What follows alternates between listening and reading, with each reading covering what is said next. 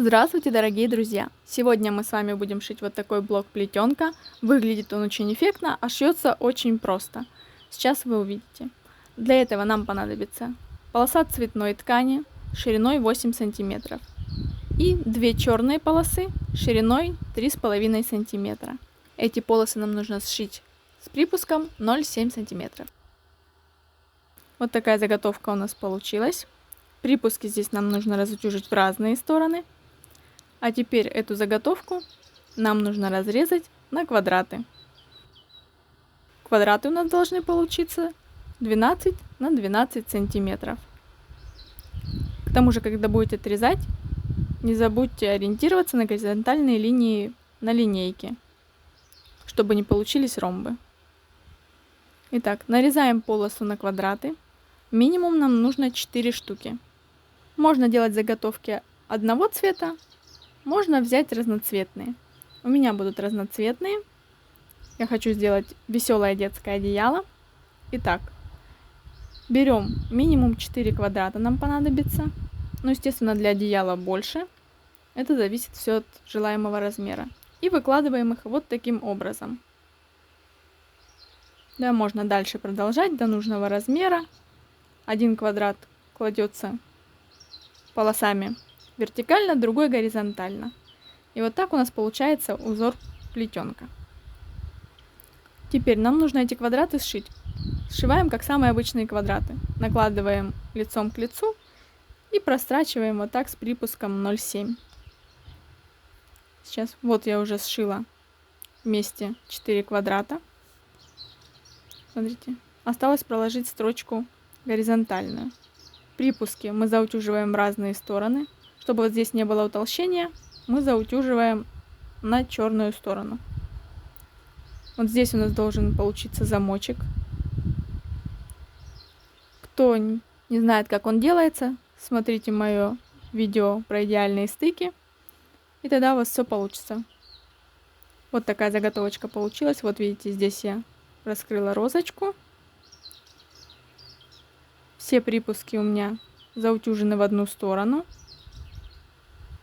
Это избавит нас от утолщений. И теперь, добавляя еще блоки, мы сможем шить подушку, одеяло, все, что вы хотите. Можно сшить горизонтально, можно по диагонали.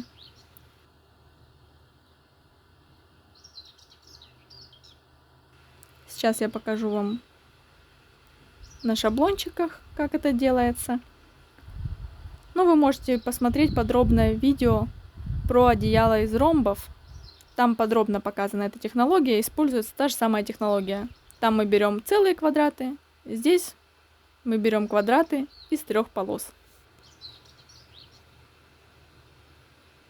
Здесь специально не стала закрашивать, чтобы вам лучше было видно расположение квадратов. Вот так сшиваем, и получается у нас полосы плетенки идут по диагонали.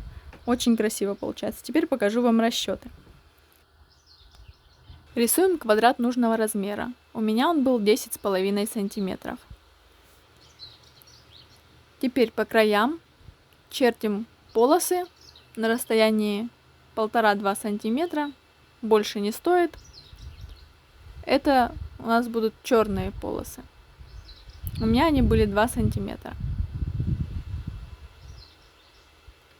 Центральная полоса, соответственно, 6,5 сантиметров.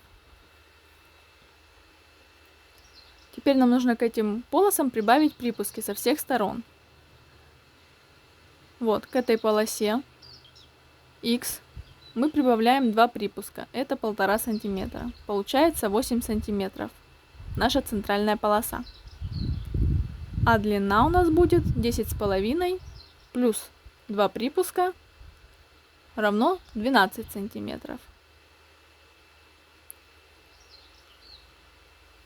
Так, теперь черные полосы у нас были 2 сантиметра, Y плюс 2 припуска равно 3,5 сантиметра.